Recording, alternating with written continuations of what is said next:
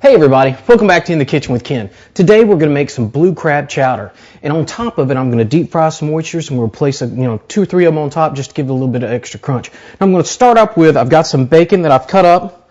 We're going to add this to this pan.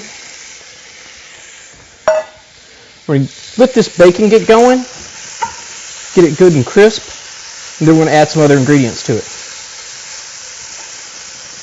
Alright, now that you see our bacon's getting good and crisp, we're going to add some more to this.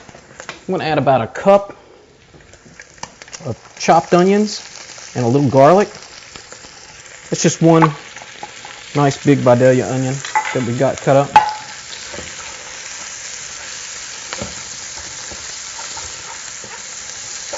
I'm going to stir this up. Let that bacon grease start cooking these onions down a little bit. Also to this, I'm going to add 2 stalks of chopped celery, some chopped mushrooms,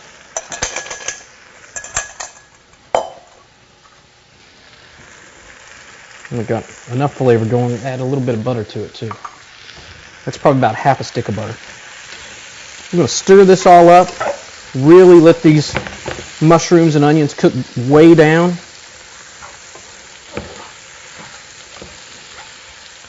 Then we'll have a start for our chowder.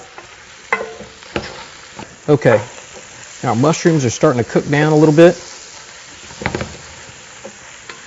See, the celery's getting nice and soft. Now to this, make me a little spot here, I'm going to add about 3/4 of a cup of flour. Stir this up, get a good mix going with it. I'm going to add a little Worcestershire to this and some hot sauce.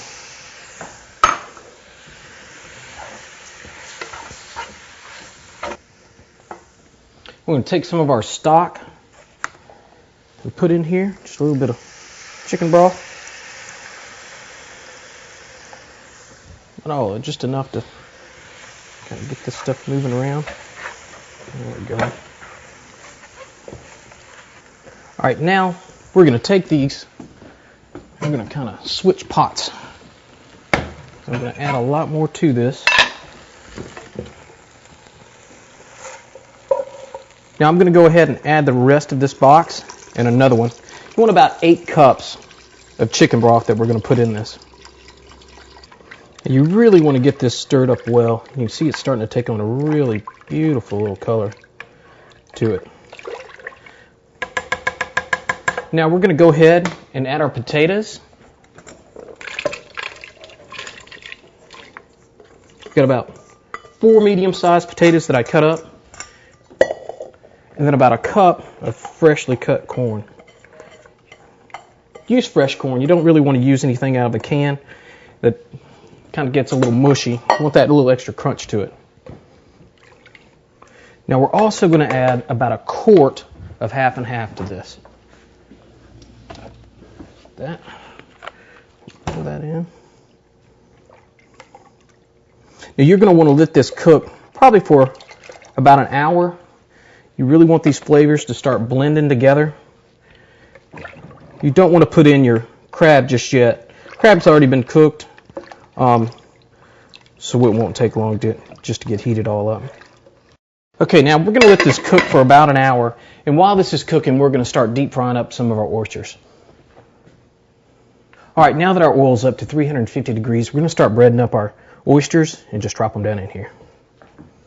Probably get you a handful, do a couple at a time.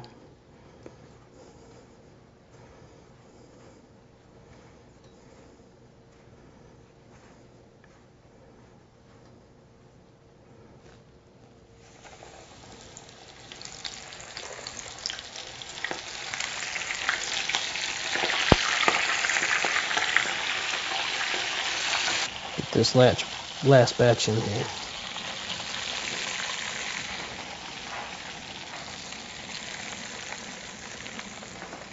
Now that our chowder's been cooking for a little while, we're going to go ahead and add our crab meat to it. Now I've got a pound of lump crab meat that I'm going to add to this. How good does that look? Let's get this all stirred in there. Look at those chunks of crab meat in there. All right. Get this really good and stirred up. Give this a try. It's a bowl. Look at all the chunks in there. Now, let me show you what we're going to do with our oysters here.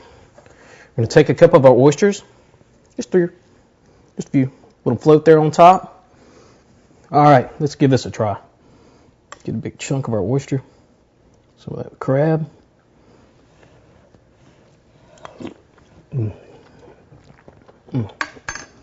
Folks, that is delicious. Those oysters are amazing.